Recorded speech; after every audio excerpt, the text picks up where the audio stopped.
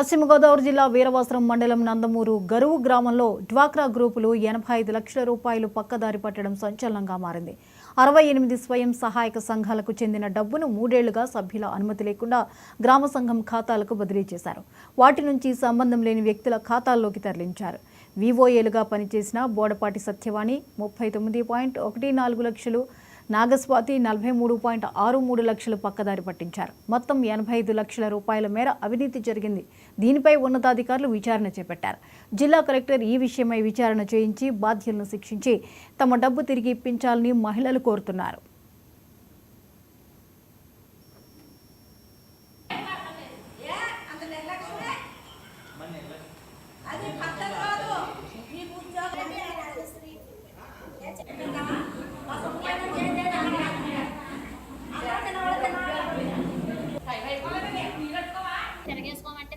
తిరగేసుకోండి అని 3 లక్షలు కట్ చేసుకుని కన్న డబ్బులు ఇచ్చారండి.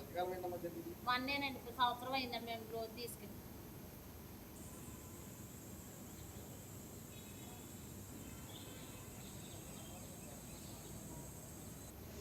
మా శ్రీనిధి గ్రూప్లో 2 లక్షలు పోయినాయి. అంత క్రితం మేము చూసుకోలేదు, డబ్బులు ఏం పోలేదులే అని మా ఊరంతా గ్రామం అంతా 3 లక్షలు, 5 లక్షలు, 4 లక్షల గోళ్ళు మన గోళ అందరూ పచ్చిరల ఫ్యాక్టరీకి వెళ్ళేవాళ్ళు, హాస్పిటల్కి వెళ్ళేవాళ్ళు, అంట్లు తోముకునే వాళ్ళు, పని చేసుకుని మొగుళ్ళు ఇంటికాడ కూర్చొని గ్రూపులు నెల వచ్చేటప్పటికి డ్వాక్రా కట్టరేమని ఆడవాళ్ళు జడిసి పొద్దున్న పోతున్నారు. ఎలా పోతారు సాయంత్రానికి వస్తున్నారు.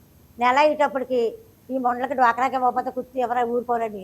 నెల వచ్చినట్టుగా ఆటోలో కూర్చుంటే ఆటో వాడు కూడా అదే గోళ.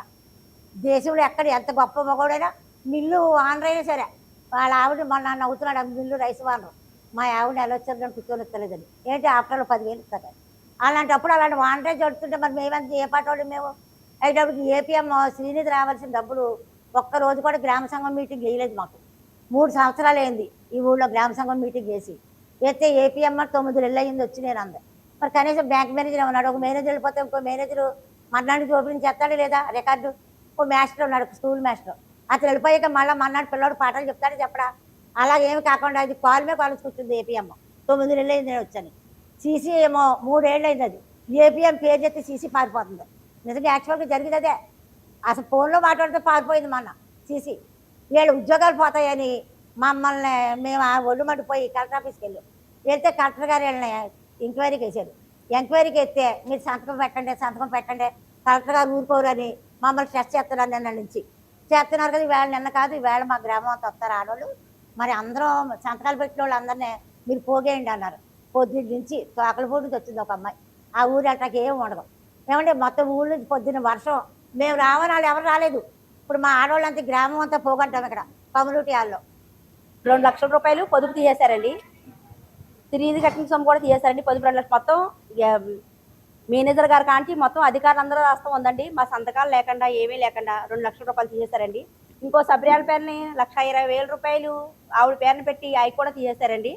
మా సొమ్ము అసలు తెలియకుండానే తీసేశాడు. మాకు అసలు ఏమీ తెలియదండి.